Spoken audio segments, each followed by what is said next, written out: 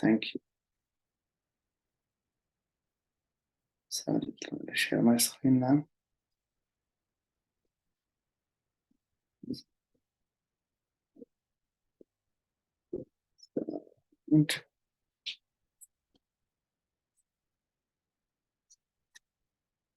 Yeah.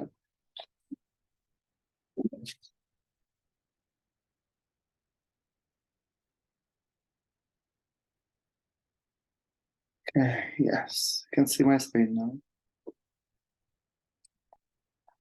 So today we'll be reading the last three verses of this chapter, 47, 48, and 49, and we'll discuss a few things.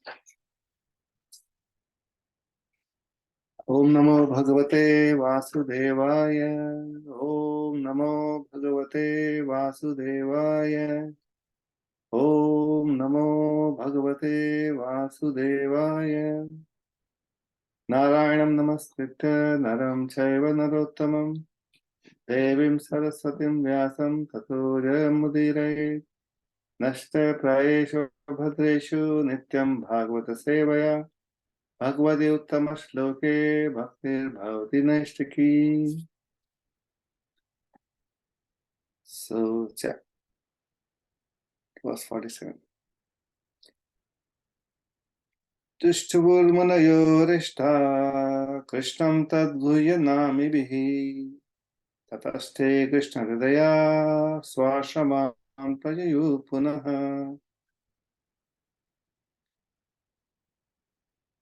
Tushtuvuhu, satisfied, Munaya, the great sages headed by Vyasadev, etc. Rishtaha, all in a happy mood. Krishnam, unto Lord Krishna, the personality of Godhead. Tat is Guhya, confidential. Namabhi, by his holy name, etc. Tataha, thereafter. Te, they. Krishna Hridayaha, person who always bear Krishna, Lord Krishna in their hearts. Swa Ashraman, to their respective hermitages. Prayayuhu, returned Punaha. Translation and purport by His Divine Grace A.C. Bhaktivedanta Swami Srila Prabhupada. Translation. All the great sages then glorified Lord Sri Krishna, who were present there by confidential Vedic hymns, and all of them returned to their respective hermitages, bearing always Lord Krishna within their hearts. Purport. The devotees of the Lord are always in the heart of the Lord, and the Lord is always in the hearts of the devotees. That is a sweet relation between the Lord and his devotees. Due to unalloyed love and devotion for the Lord, the devotees always see him within themselves. And the Lord also, although he has nothing to do and nothing to aspire to, is always busy in attending to the welfare of his devotees. For the ordinary living beings, the law of nature is there for all actions and reactions. But he is always anxious to put his devotees on the right path. The devotees, therefore, are under the direct care of the Lord, and the Lord also voluntarily puts himself under the care of his devotees only. So all the sages headed by Vyasadeva were devotees of the Lord, and therefore they chanted Vedic hymns after the funeral ceremony just to please the Lord, who were present there personally. All the Vedic hymns are chanted to please Lord Sri Krishna. This is confirmed in the Bhagavad Gita 15:15. All the Vedas, Upanishads, Vedanta, etc. seeking him only, and all hymns are for glorifying him only. The sages therefore performed the exact acts suitable for the purpose, and they happily departed for their respective hermitages. Om Jnana Tirandasya Jnananjana Shalakya Chakshuramilatam Yena Tasmai Shri Gurave Namaha Sri Chaitanya Manobhishtam Sthapitam Yena Bhutare Swayam Rupa Kadamayam Dadati Swayapadantikam Vandeham Shri Guru Shri Yuta Patramalam Shri Gurun Vaishnavam Shri Rupam Sagaryatam Sagana Gunatanitam Tam Sajivam Sadvaitam Savadhutam Parijana Saitam Sri Krishna Chaitanya Devam Sri Radha Krishna Bhagavan Sagana Lanta Shri Vishakanitam हे कृष्ण करुणा सिंधु दीनबंधु जगतपते गोपेश गोपिकाकांत राधाकांत नमस्ते तप्त कांचन गौरांगी राधे वृंदावनेश्वरी शुभानुसुते देवी हनुमानि हरिप्रिये पंचकल्पतरुश्च कृपा सिन्धुभ्यश्च पतितानां पावनेभ्यो जय श्री कृष्ण चैतन्य प्रभु नित्यानंद श्री अद्वैत गदाधर शिवासादि गौरभक्तवृंद हरे कृष्ण कृष्ण कृष्ण हरे हरे हरे राम राम हरे हरे नमो विष्णुपदाय कृष्ण पृष्ठाय भूतले श्रीमते भक्ति वेदांत स्वामी नामिने नमस्ते सरस्वती देवे गौरवाणी प्रचारिणे विशेष शून्यवादी पश्चात देशदाय जय श्री कृष्ण हरे Krishna we will now read 48 49 or maybe we can discuss this for a little bit. So in the previous so many verses we have read the final prayers of Vishmadev Mahajano Yena Gata Sapantha. So this is the famous verse Mahaprabhu speaks and Srila Prabhupada speaks many times, because it is difficult to understand. The context is, it is very difficult to understand the complex writings of the Vedas and scriptures. But all the scriptures and the meanings are confidentially situated within the heart of a devotee, and the actions of the devotees reveal those scriptures. And the essence of those scriptures is Ante Narayana Smriti, as devotees were discussing in the previous few classes.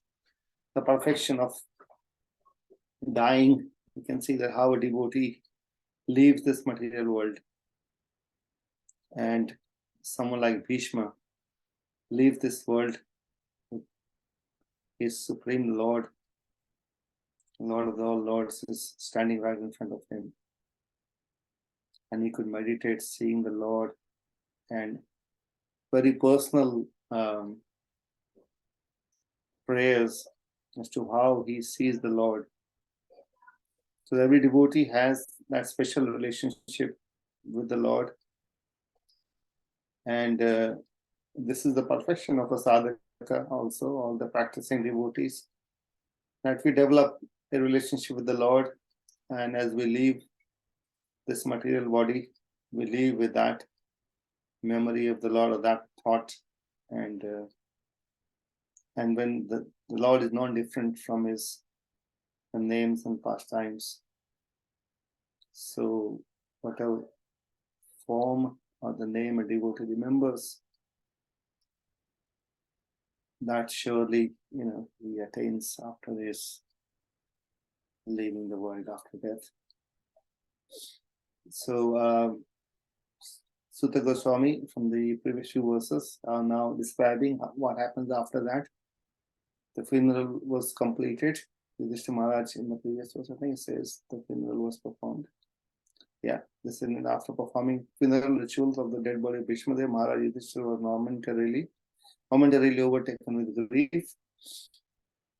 And then because the great sages assembled there, this is a very special pastime, sweetest pastime, very sweet. One of the sweetest pastime. Every sweet the pastime in Srimad Bhagavatam is very sweet, but this is like right at the beginning, very profound and deep pastime, and also establishing the faith in the heart of practicing devotees as to what is the result of giving our life and soul to Krishna. Every word, action, and thought is given to the Krishna's devotional service. This is what is the result of that. We've seen many examples. Just before that, we saw the prayers of Queen Kunti. Then we had the Krishna entering into the womb of Uttara to protect Parikshit Maharaj. So many pastimes that are being discussed here. to establish that faith in the heart of devotees. And these great sages, they know exactly what to do when. And as the funeral was over and Yudhishthira Maharaj was momentarily sad, and the atmosphere was a little bit, gloomy. And that time, the sages start to recite the Vedic hymns. Srila Prabhupada quotes the verse 15:15 here. Sarvascha Mridhi Mata Smati Jnanam Apohanam Cha Vedasya Sarverahamayeva Vedyo Vedanta Vedavitsa Chaham. Yes, you can go to the link. It says, I am seated in everyone's heart, and from me comes the remembrance, knowledge, and forgetfulness. By all the Vedas, I am to be known. Indeed, I am the compiler of the Vedanta, and I am the knower of the Vedas. The Vedas is full of hymns. And Lord himself is the compiler of Vedanta. So who that compiler is? Vyasadeva, who is the Sakyavasa avatar of Krishna. And with all the Vedas, all the hymns, the Lord is to be glorified. And this is what these great sages are doing at this time. What could be a better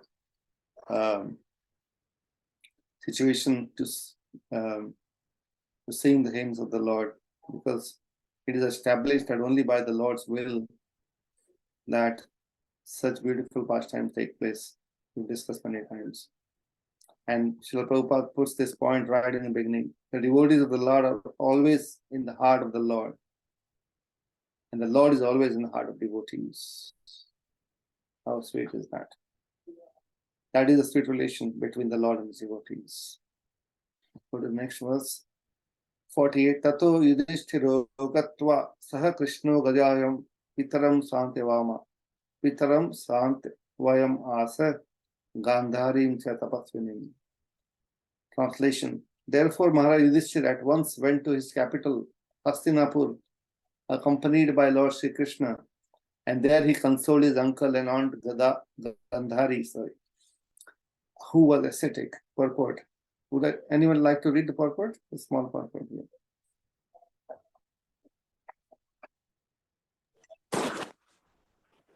Shall I read it, Prabhuji? Yes, please. Okay. This the purport is. I just have to enlarge it. Just give me a second, yeah. Okay. Dhritarashtra and Gandhari, the father and the mother of Duryodhana, and his brothers were the elder, uncle, and aunt of Maharaj Yudhishthira. After the battle of Kurukshetra, the celebrated couple, having lost all their sons and grandsons, were under the care of Maharaj Yudhishthira.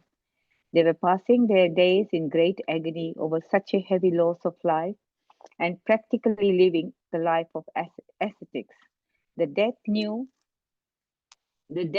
of Bhishmadev and Uncle Dhritarashtra was another great shock for the king and the queen, and therefore they required solace from Maharaj Yudhishthira. Maharaj Yudhishthira was conscious of his duty, and he at once hurried to the spot with Lord Krishna and satisfied the bereaved Dhritarashtra with kind words from both himself and the Lord also. Do you want me to carry on? Do you want me to carry on, Prabhu? Yes, Mother, please carry on. Gandhari was powerful ascetic. Although she was living the life of a faithful wife and a kind mother, it is said that Gandhari also voluntarily blindfolded her eyes because of the blindness of her husband. A wife's duty is to follow the husband 100%, and Gandhari was so true to her husband that she followed him even in his perpetual blindness. Therefore, in her actions, she was a great ascetic. Besides that, the shock she suffered because of the wholesale killing of her 100 sons and her grandsons also was certainly too much for a woman. But she suffered all this just like an ascetic. Gandhari, although a woman, is no less than a Bhishmadev in character. They are both remarkable personalities in the Mahabharata. Hare Krishna. Wow. Hare Krishna. Thank you so much. That's amazing, isn't it? Srila Prabhupada glorifying Gandhari because she had such great qualities.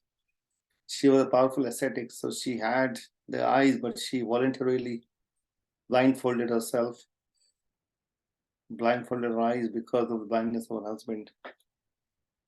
That requires some surrender, and it is appreciated by Srila Prabhupada and scriptures as well. She is well known to one of the great, I would say, wife or women in the scriptures. Yeah, she went through so much, and she's been glorified. It's interesting. Prabhupada says they are both remarkable. So she is compared to Gandhari, although a woman, is no less than Bhishma Dev in character. So deep, can we understand this? So, although we see only one side where she is the mother of Duryodhan, and she wanted to give the power to Duryodhan, so he's strong enough to fight. Although she's many times mentioned she was never happy with the activities of Duryodhan. But there's nothing much she could do because the father and the son were hell bent upon going against the religion. Yeah, so to Maharaj, this is all great. So Maharaj Yudhishthira also, after all the sons of Dhritarashtra and Gandhari were dead, they were not left alone. So Yudhishthira Maharaj personally took the responsibility of looking after them. And they went to console straight after the battlefield. The king, Yudhishthira, went to solace the Dhritarashtra and Gandhari, and Lord Krishna also accompanied them. Go to the next verse. 49. Pitra chanumato raja vasudeva numoditaha chakara rajyam dharmena pitra paitamaham vibhu. Translation. After this, the great religious king Maharaj Yudhishthir executed a royal power in the kingdom strictly according to the codes of royal principles approved by his uncle and confirmed by Lord Sri Krishna. I think Sushangi Mataji wanted to read. Yes, thank you. Maharaj Yudhishthira was not a mere tax collector. He was always conscious of his duty as a king, which is no less than that of a father or spiritual master. The king is to see to the welfare of the citizens from all angles of social, political, economic, and spiritual upliftment. The king must know that human life is meant for liberating the encaged soul from the bondage of material conditions, and therefore his duty is to see that the citizens are properly looked after to attain this highest stage of perfection. Maharaj Yudhishthira followed these principles strictly, as will be seen from the next chapter. Not only did he follow the principles, but he also got approval from his old uncle, who was experienced in political affairs, and that was also confirmed by Lord Krishna, the speaker of the philosophy of Bhagavad Gita. Maharaj Yudhishthira is the ideal monarch. In monarchy, under a trained king like Maharaj Yudhishthira is by far the most superior form of government, superior to model republics or government of the people, by the people. The mass of people, especially in this age of Kali, are all born Sudras, basically low-born, ill-trained, unfortunate, and badly associated. They themselves do not know the highest perfectional aim of life. Therefore, votes cast by them actually have no value, and thus person elected by such irresponsible votes cannot be responsible representatives like Maharaj Yudhishthira. Hare Krishna. Hare Krishna, thank you so much for saying, Mataji.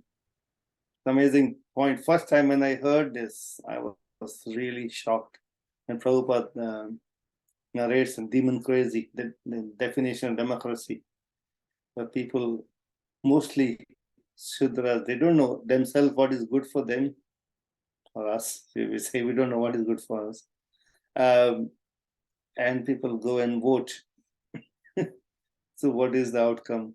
This is like most amazing, such intelligence there. And I say this to many people outside, and nobody can argue against it, because how many people really know what is right, what is wrong?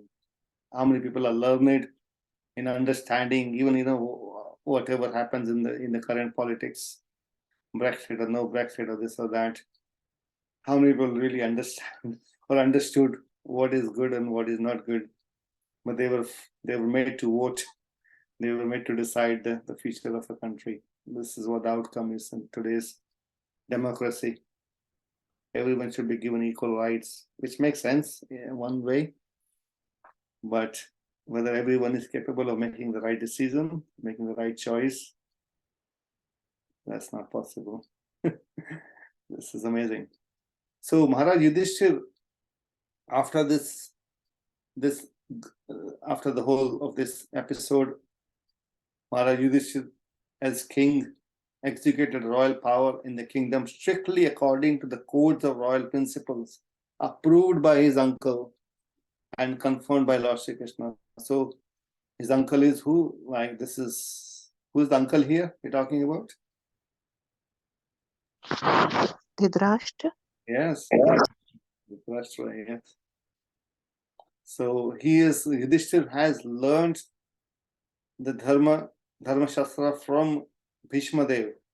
And that was the whole purpose as we were discussing. And there's a few verses Bhagavatam explains what different types of dharmas were explained in detail by Bhishma. In this context, there's a very nice story that I would like to narrate. Bhishma Dev actually had a blessing from his father that whatever he will speak, will be glorified, and whatever he speaks will be the truth and will be highly respected by the world forever. So what Bhishma Dev spoke to Yudhishthir in terms of the knowledge of how to rule a kingdom, how to look after the citizen, what is the responsibility of a king, the varnashram, and all those various dharmas, they become the code of conduct for every king. Obviously, in the current time, nobody knows. But that blessing, so actually, it's interesting that there's many different places it is mentioned that it's only by the blessing of a great soul that someone becomes perfect in the speech. So we'll not go to those, but different pastimes. I'll just speak one pastime of Bhishma, since we are on the Bhishma topic. I'll discuss two topics that about Bhishma Dev himself. So Bhishma Dev's father was Shantanu, and we know, Shantanu left his body. And as per the Vedic tradition, the son has to do every year. Son performs a Shraddha ceremony, and they will offer the pindas. And the way this works, the process works, is that the son would offer pinda to the father, then to the grandfather, and to the great grandfather. So 3 generations above, the oblations are to be made. And this comes, the Shraddha Paksha comes every year, and this is what is done as per the Vedic Shastras. And Bhishma was so particular about performing or following the injunctions of the scriptures. He would do everything perfectly. He would never buzz from his duty. Not only that, he was speaking what he spoke to Yudhishthira, what he was also following. And that is what his promise was, that under his protection, all the king within this dynasty of Kauravas, Kuru dynasty, will be protected by him, and he will make sure that the dharma is also protected. So, and when we say dharma is protected, means where is the dharma? Dharma is in the scriptures, in the words of the great souls. So he would go everything as per the Shabda Praman. So there are 3 types of Praman, Prataksha, Anuman, and Shabda. Shabda Praman is the Praman or the evidence from the scriptures or the injunction of the scriptures. How scriptures explain how a process should be done or a ceremony should be performed. So Bhishma was very particular about that whole thing. So I was coming to the past. So the pastime was, so Bhishma was at the time just setting up the paraphernalia, if I can call that way. And the way it works is like you have kusha grass, one stick for the father, one stick for the grandfather, and the other stick for the great grandfather. And he would then the whoever is performing that Shraddha will put pinda on each of these kushagras. At the time when this pastime happened, this whole of this ceremony has to be performed under the guidance of a priest. So it was Markandeya Rishi, we know about Markandeya Rishi, who is a great sage. He was overseeing the whole ceremony. And what happens is, as Bhishma was going to offer the pinda to his father, the stick is placed as the father. As he was going to place the pinda there, what happens is a hand, this is all from the Mahabharata, this pastime. So a hand comes out from the ground, from the soil, and asking for the pinda, give me the pinda, like, it's like quite a scary, ghastly situation. And he sees that hand is actually the hand looks like his father's hand. He could recognize his father's hand.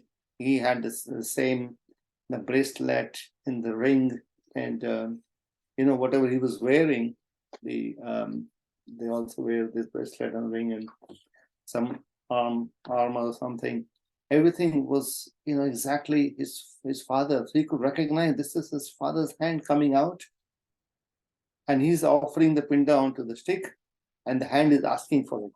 He can't miss it. This is Bhishma. He's not some ordinary soul.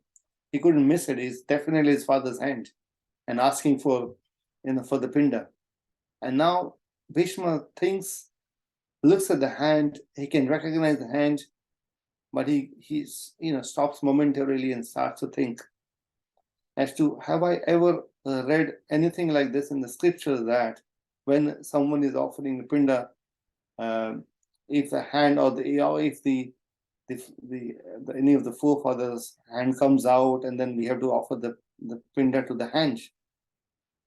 And well, he's learned it, who is learned all the scripture. He's learned from Brihaspati, he's learned from Shukracharya, he's learned from all the great sages. And he has obviously he has a great memory, not a Kali Yuga memory. So he just, quickly thought through the whole process and tried to recollect, did anything like this happen ever? And his conviction was, no, I've never read anything, never heard of anything like this. So he then ignores that hand asking for pinda and puts the pinda on the stick, which is what the scriptural injunction is.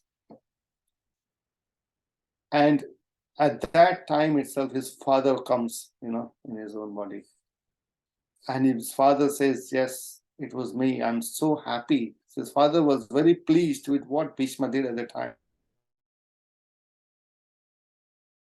Do something that was not written in the scripture. Scripture says to follow the dharma like this. This is how the process should be done.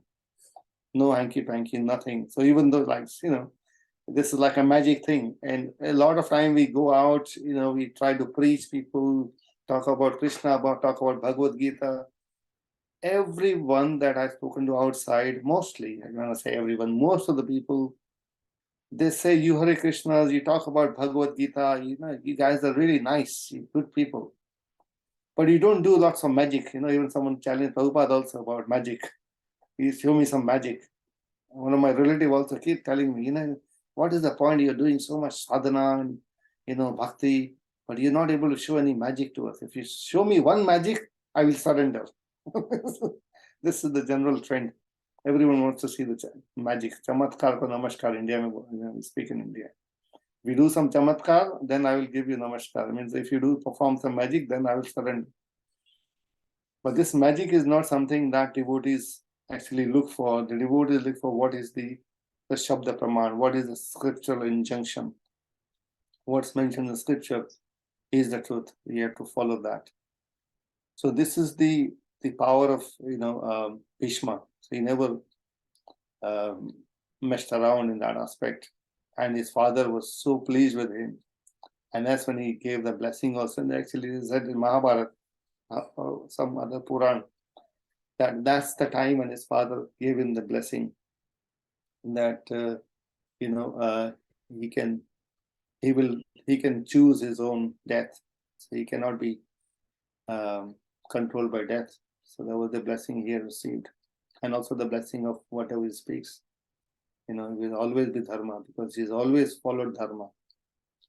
So This is the amazing pastime of Bhishma. Other thing I was going to discuss is, does anyone know about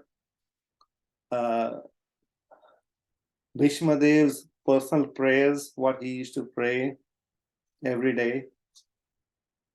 Like we know that he's spoken these prayers at the time of this, and he was devotee of the Lord. But you know what his personal prayers were?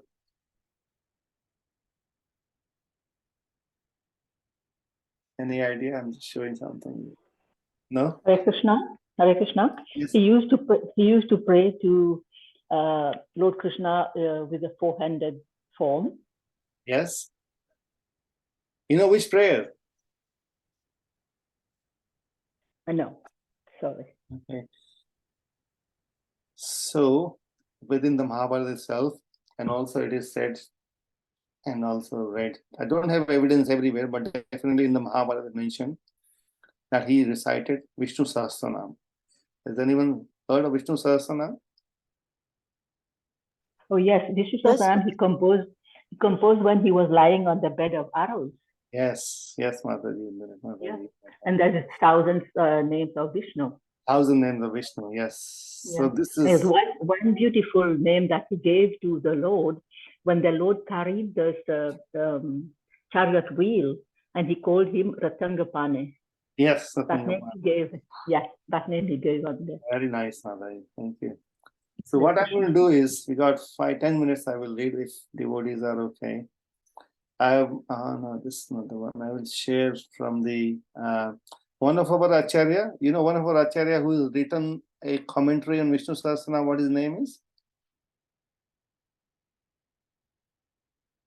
His name is Baladeva Vidyabhushan. Does anyone know who Baladeva Vidyabhushan is? Any other pastime related to him? He also wrote, I think it was the commentary on Bhagavatam. commentary on Vedanta Sutra. Vedanta Sutra. Govinda Bhashya. Recently, I think it was our Mukundhari Prabhu spoke about it on the other day, 2-3 days ago. But he spoke some of the aspects from Govinda Bhashya. So yeah, so that is with Baladev Vidyabhushan. So he also commented, and it's also mentioned that Chaitanya Mahaprabhu would also ask Srivas Pandits to recite Vishnu Sahasranam. So I'm going to read a few verses, very beautiful, and we'll try to follow. Not read the whole Sahasranam, that will take about half an hour, but it's a good meditation. And afterwards, if you get some time, you should read some. It's nice. It's very common in South India. If you go to many temples, Udupi or down south, they are always reciting Vishnu Sahasranam. Many devotees also recite Vishnu Sahasranam. So I'm going to say a few verses just to establish what was the question that made Bhishma speak Vishnu Sahasranam.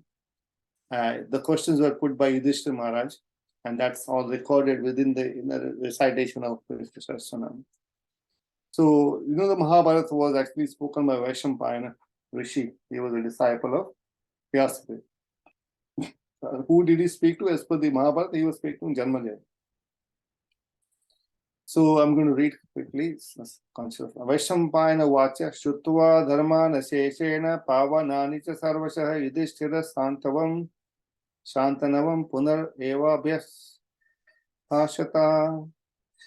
After hearing the description of all the rules of religion and all the purifying pilgrimage, Yudhishthira again inquired from Bhishma, the son of Maharaj Shantanu. What is Yudhishthira Maharaj's question? Kim ekam daivatam loke kim vapi ekam parayanam stuvanta kam archanta prapnir manava shubham. Yudhishthira said, please tell me who is the Supreme Personality of Godhead, the ultimate controller of the universe, who is the ultimate destination of all living beings, whom should men glorify and worship in order to attain auspiciousness? Like, how many questions we got? 3 questions. Who is the ultimate controller? Who is the ultimate destination? Who should one worship? Stuvantakam kam archanta. Whom should one glorify and worship in order to attain auspiciousness? These are the questions. Then again he asks question. Ko dharma sarva dharmanam bhavata paramo matah kim japan muchyate jantur janma samsara bandhana. What do you consider the best of all religious processes? What mantra should one chant to become free from the bondage of repeated birth and death? It's very nice, isn't it? Kim japan muchyate jantur janma samsara bandhana. What reciting what muchyate is, yeah, you get freedom, jantur, people in general. Janma samsara bandhana. So what does Bhishma says? Sri Bhishma uvacha. Would anyone else like to read? Can you recite this? Jagat Prabhum Deva Devam Anantam Purushottamam Stuvan Nama Sahasrena Purushasat.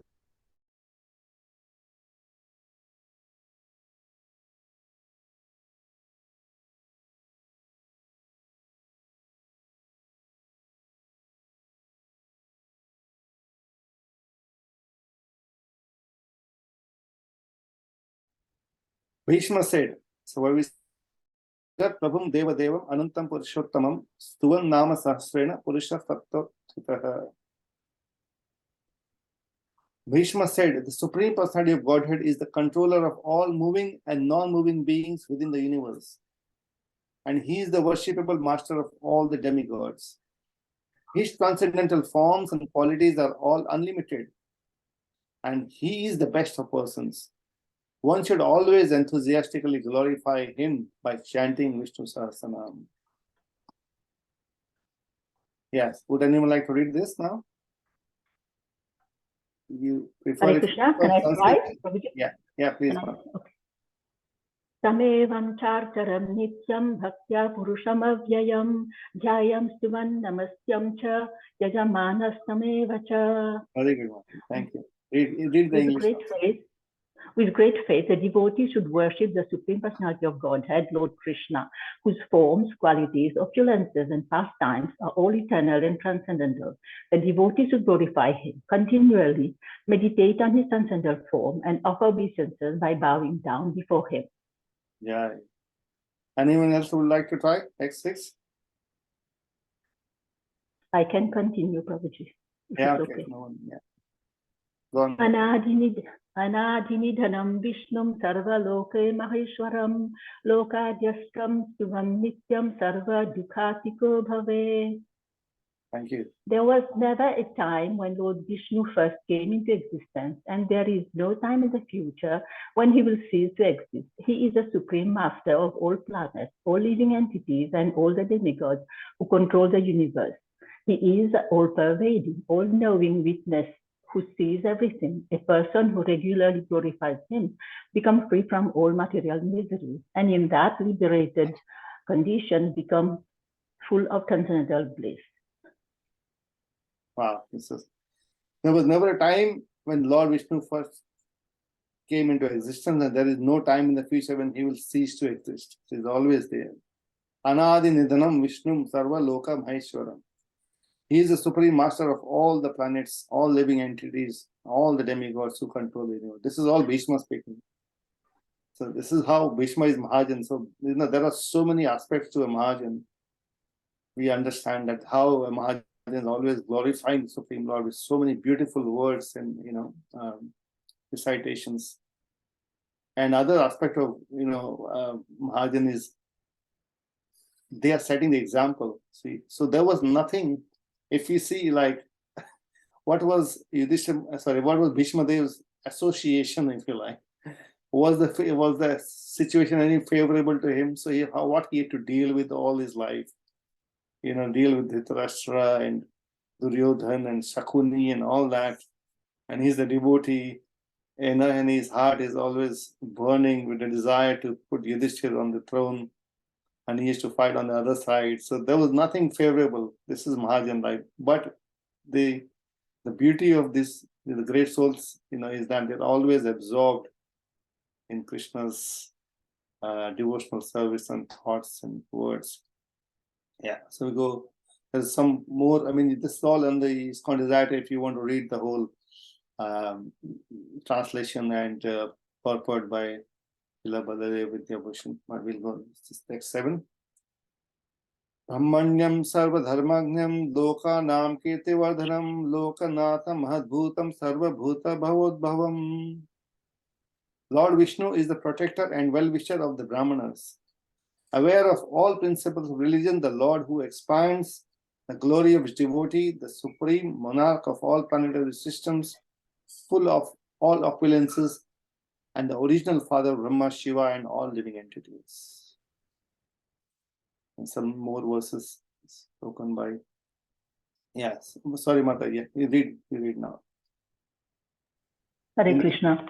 Yeah. Eshami sarva dharmanam dharmo dikamato matah yad bhaktya pundarikaksham taver archam nara sada.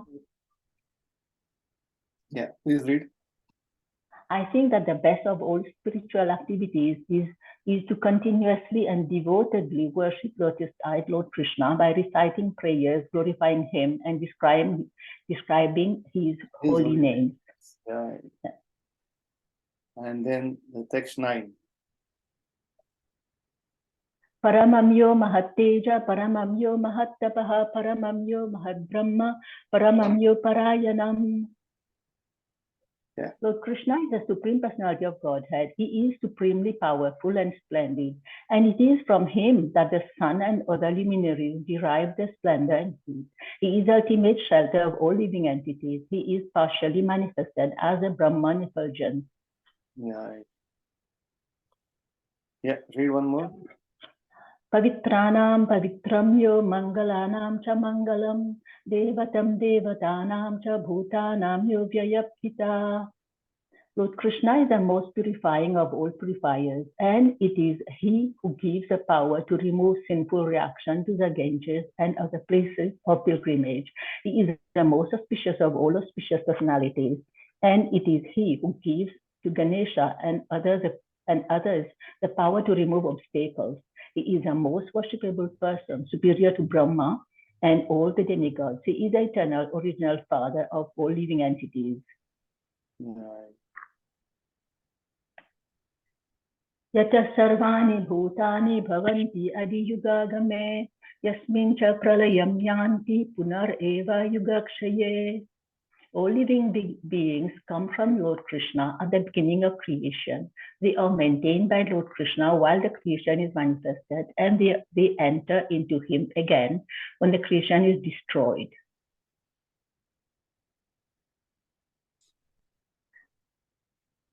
Tasya loka. Tasya loka pradhanasya jagannathasya bhupate Vishnurnama sahasram me srinya papa bhayapaham. Please hear from me the 1,000 holy names of Lord Vishnu, the Supreme Master and Controller of the universe. These holy names of the Lord destroy the fearful reaction of past sinful deeds. Yeah, I think last couple, then we'll finish. Yes, Mother. Okay, text 13. Yeah. Yani namani gaunani vikhyatani mahatmanaha rishibhi parigitani tani vakshami bhutaye. In order to attain the supreme goal of life, I shall now chant the celebrated holy names of Lord Vishnu. Great sages glorify these holy names, which describe the Lord's transcendental qualities and pastimes.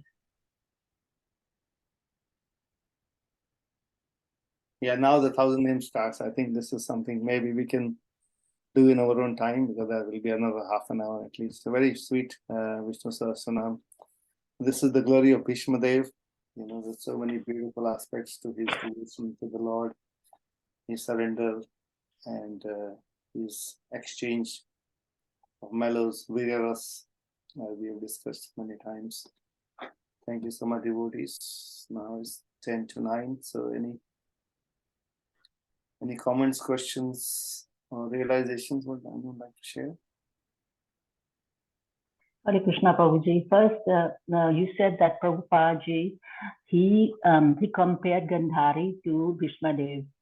And in this respect, Gandhari, she was not blind, but she blindfolded her eyes. That was done voluntarily.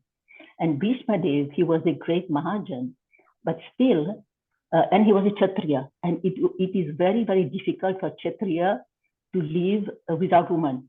But he took the vow to remain celibate. So these two, they did great penances, great austerities in this regard.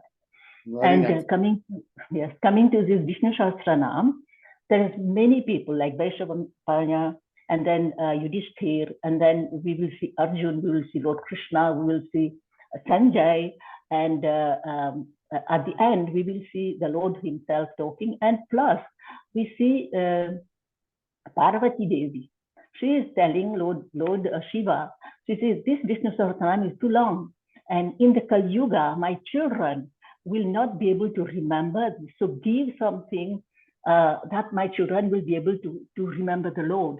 Then Lord Shiva says, Shri Rama Rama Rameti Rame Rame Manorame Sahasranama Tatulyam Rama Nama Varanane.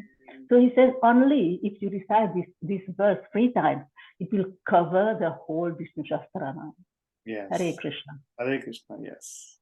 Thank you. That's why what we have received, Hare Krishna, Krishna Krishna, Hare Hare, Hare Rama, Rama Rama. It goes on a little bit further than that, Prabhuji. Yes, Prabhu.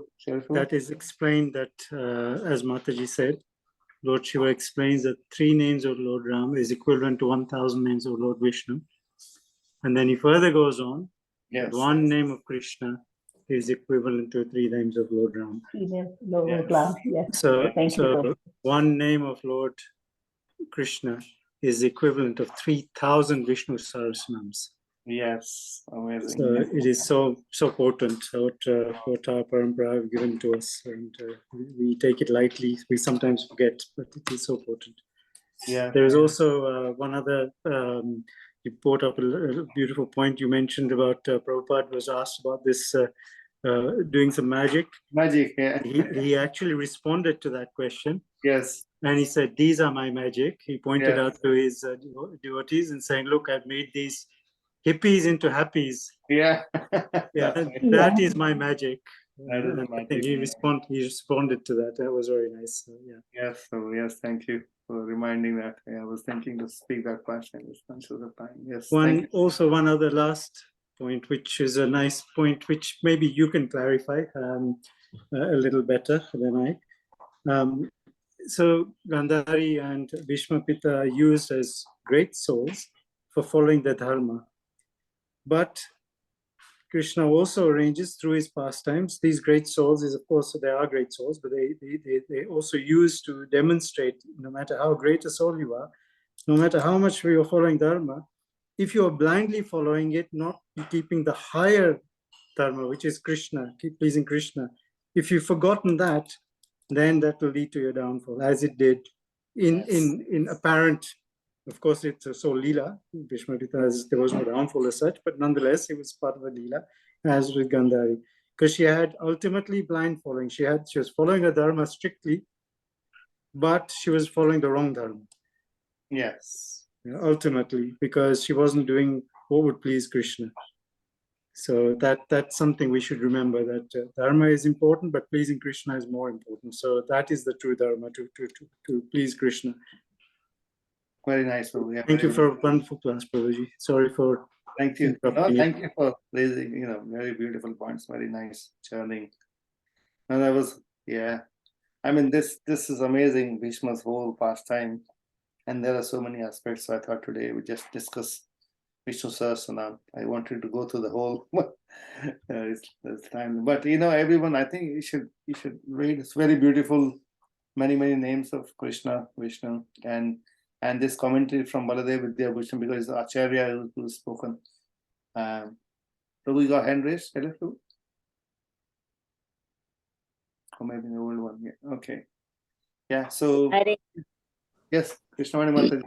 Hare Krishna, Prabhu. Just wanted to add something. As you know, you said that your relatives are always asking that, show us the magic. The best magic of ISKCON is, there is not a single example like Srila Prabhupada. At the age of 70, somebody went from India to America, just a foreign country, such a cold place. And then after a year struggle, within 10 years, how much he has achieved, opened this many temples and made so many disciples. And and another magic is that, for us to change somebody's religion, it's hard for us. Like there's so many Christians, sometimes you try to give them a book and say, oh, I'm Christian. And we just become speechless because we don't want to offend them, right? But then Srila Prabhupada, he went in America, and all the young boys and girls, they were all followers of Christianity.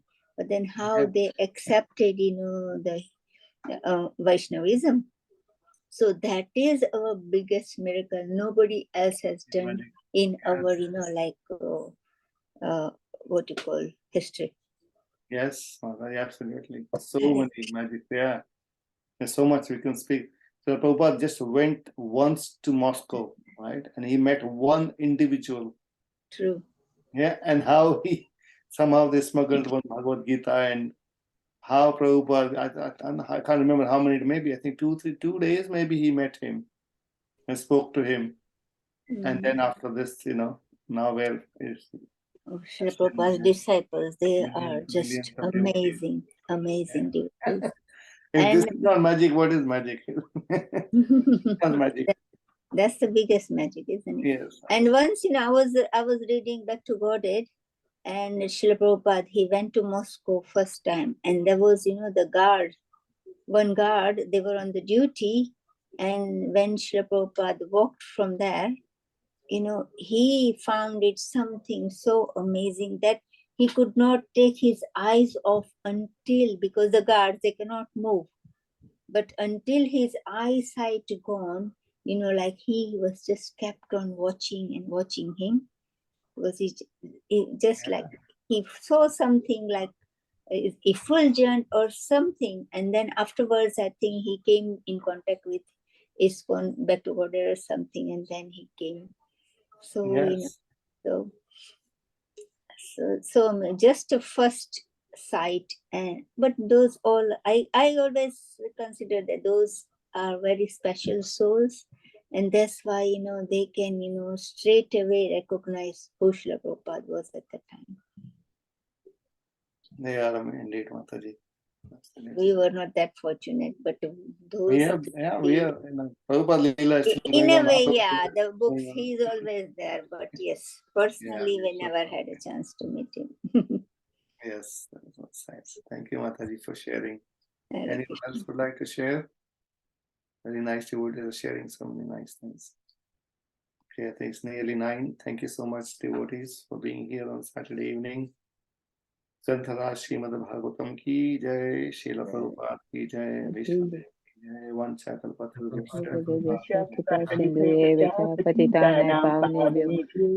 Vaishnavebhyo namo. Hare Krishna, Srila Prabhupada ki jai. Thank you, Prabhuji. Thank you, Prabhuji, for nice class. Hare Krishna. Thank you, Prabhuji. Jai Jai Srila Prabhupada. Thank you, Prabhuji, for wonderful class. Hare Krishna.